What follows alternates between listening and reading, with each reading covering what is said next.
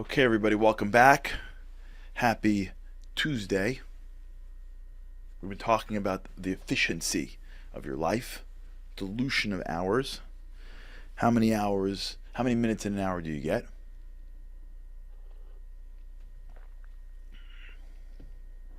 Still enjoying the cup of coffee? So, how do you make your life more efficient? So I want to give you a couple of principles. I'm not saying in any way that I've mastered these principles. Let's be clear about that. We're learning together. The first area, and I think the most important area to begin with, is the area of control. If you want to understand what is one of your greatest sinks in my ability, is the disconnect between what you think you control and what you actually control.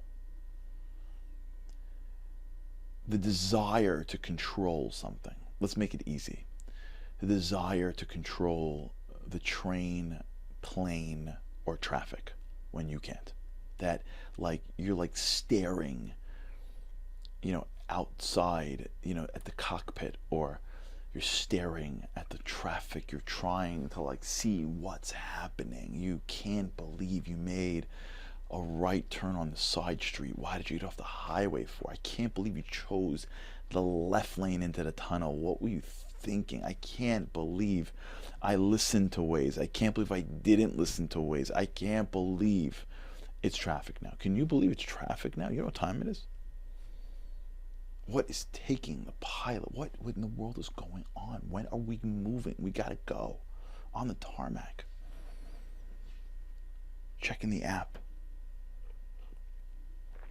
Waiting for that 20-second update from the pilot, which never really gives you much. All that energy, you could picture it draining out of you. And I'm the same way. I did this a half a week ago. I'm not joking. Last week, I had to drive back from New York City to Long Island. Forget about it. Forget about it. As you can tell from Brooklyn, forget about it. I got off this highway and then there was traffic. I'm what am I doing? I made the wrong move. I'm negotiating with Waze. I'm rerouting Waze 20 times.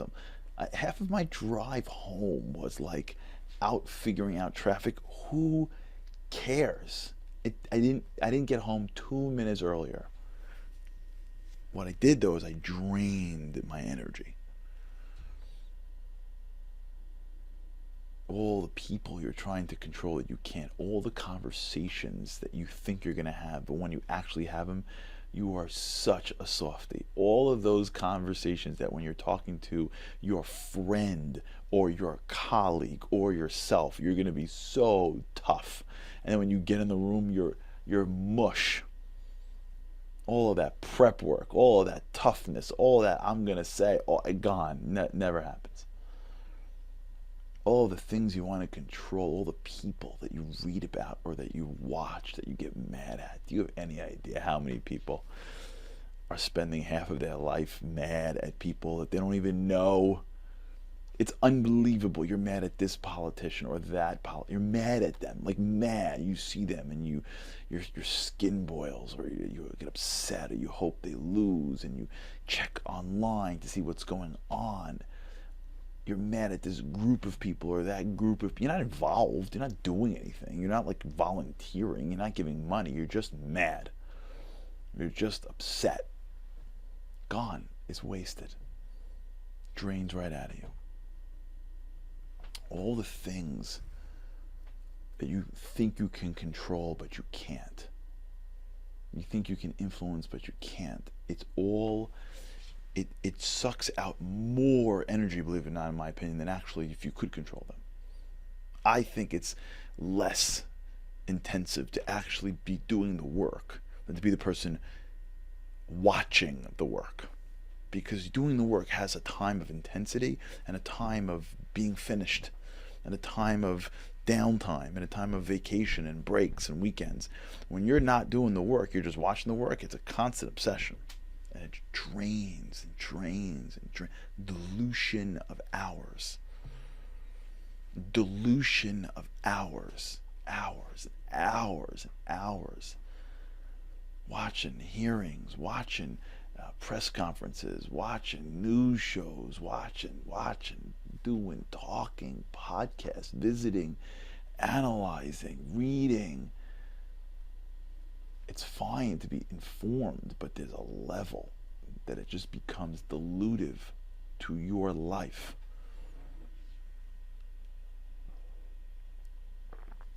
People during COVID, my gosh, obsessed with death stats and every day checking who has COVID, who's sick, how many people, what are the age brackets, how many died, who's vaccinated, how many, what's the percentage of my community. It's ridiculous. You're sitting at home, just what are you doing? Dilution, dilution, dilution. But let's get a little more sophisticated before we move on. Then there's like the more subtle control stuff. Controlling your employees, controlling your children, controlling your spouse, controlling your family, controlling your parents, controlling. Thinking that if you say this thing or do this thing, that you can control it, and you're never able to control it. Really. And just the thinking that you could control it creates this incredible gap between what is and what isn't in your frustration. I told her 10 times. Why doesn't she listen to me? I told you we shouldn't have. Getting mad, creating problems, causing family drama. Do you know how many people I think are out there? If you look at their life, it's like 50% of the year was spent on like drama over like the same 8 people that they're all related to. At the end of the day, who cares? They don't, because if God forbid one of them gets sick, everyone forgets and forgives. Dilution, dilution, dilution. You want to know why we're exhausted? Because we think we can control it. Anything you think you can control that you can't is diluting your hours, diluting your attention, it's diluting your energy, it's diluting your life. You go to bed at night tired and you don't get stuff done. You go through a year of life, and at the end of that year you don't look back and go, that was as productive as the year could be.